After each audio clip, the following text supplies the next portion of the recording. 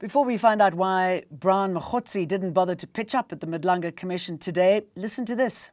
I once again urge the Revolutionary Guard, the Iranian military, police, to lay down your arms and receive full immunity or face certain death. It will be certain death. Won't be pretty. I call upon all Iranian patriots who yearn for freedom to seize this moment, to be brave, be bold, be heroic, and take back your country.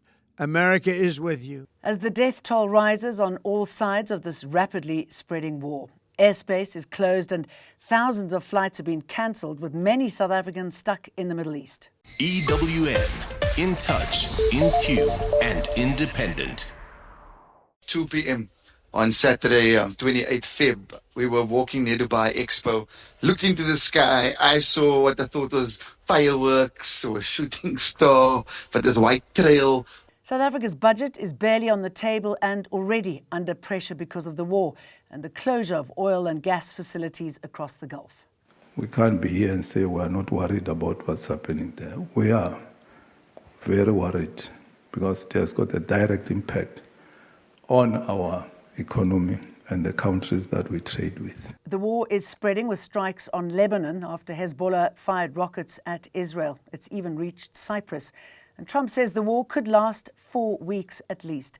There have been scenes of jubilation and anger after the weekend's killing of Iran's supreme leader. The cowardly terrorist act carried out by the United States of America regime and the Zionist regime targeting the prominent leader of the Islamic Republic of Iran constitutes an unprecedented assault on all normative and ethical principles recognized by humanity. People are trapped in the Langlaagte building in Joburg's CBD. The Midlanka Commission may take legal action against controversial Northwest businessman Mogotsi. He failed to show up today. He phoned in sick, no medical certificate. Mogotsi first appeared in November, where he faced claims he meddled in police affairs, including allegedly influencing suspended Police Minister Senzo Mchunu to disband the political killings task team. He's told the Commission he is an informant for SAP's crime intelligence. Last week, a crime intelligence officer who manages agents and informants also called in sick before testifying.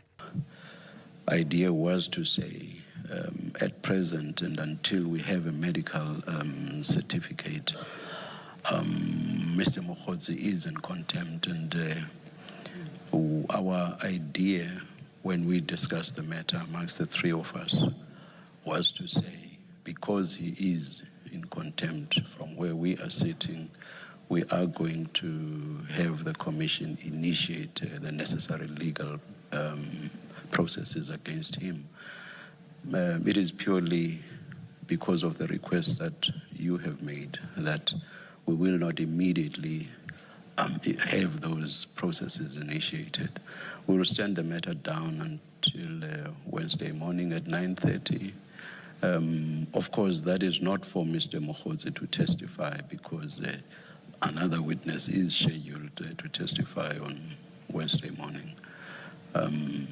Standing it down for Wednesday morning will be for purposes of considering what we should do about the fact that he is not here today. But Chairperson Mbuyiseli Madlanga says no action will be taken yet. The Hawks have arrested 3 National Health Department officials on fraud and theft charges. The suspects, aged between 46 and 67, appeared in the Pretoria Specialised Commercial Crimes Court. The case centres on a 2023 tender worth more than R1 million that was allegedly improperly awarded. In 2023, over 1 million was unduly awarded to a service provider in contravention of the Public Finance Management Act. The company of one of the suspects is also charged as the first juristic person, as the monies were paid to the company. The 4th suspect, the service provider and her company, are yet to be arrested. AfriForum's long-anticipated challenge to the Expropriation Act has begun, with today's hearing focused on who gets to participate in the case and in what capacity. AfriForum calls it one of the most significant legal battles in a decade, arguing the outcome could redefine private property rights in South Africa. Private property rights are being relentlessly attacked on all fronts by forces that want to abolish this right in South Africa. Van Zyl says AfriForum will oppose any move towards state custodianship of land without compensation. The EFF, which has entered the matter as an intervening party, says it'll fight AfriForum's case when arguments continue in August. Now, the DA's leadership race is attracting younger members. With the Federal Congress set for April, nominations open on Friday, and several rising figures have put themselves up for senior national posts. In what some within the DA describe as a transition towards a new and younger generation, it has become increasingly clear that younger leaders in the party are stepping forward for senior positions. Basic Education Minister Siviwe Kwagube has accepted a nomination to run for Deputy Federal Chairperson. The position is shared by 3 individuals and is currently held by J.P. Smith, Anton Bredell and Sweli Malatsi. Malatsi has also announced that he will be seeking re-election to the position, saying he believes he still has more to offer in the role. On the other hand, DA National spokesperson Karabo Khachau has entered the race, this time aiming for the position of Deputy Federal Council Chair. With just over a month to go before the Congress begins, most of the candidates who've declared their intentions so far are regarded by some as part of the party's younger generation of leaders. Alpha Ramshwana, Eyewitness News. Former MPA boss Bulelani Ngcuka says politics didn't block apartheid-era prosecutions on his watch.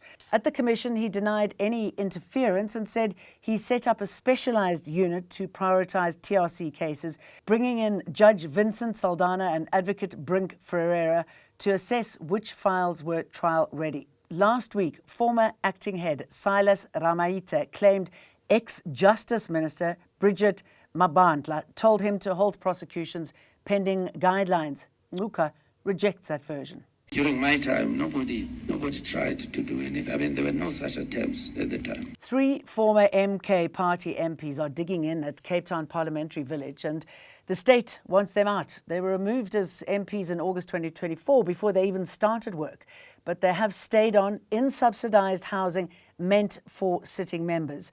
Public Works Minister Dean McPherson says eviction letters were ignored. Court action is now underway. Lots more coming up again tomorrow with developments rapidly changing in the Middle East. EWN, in touch, in tune, and independent.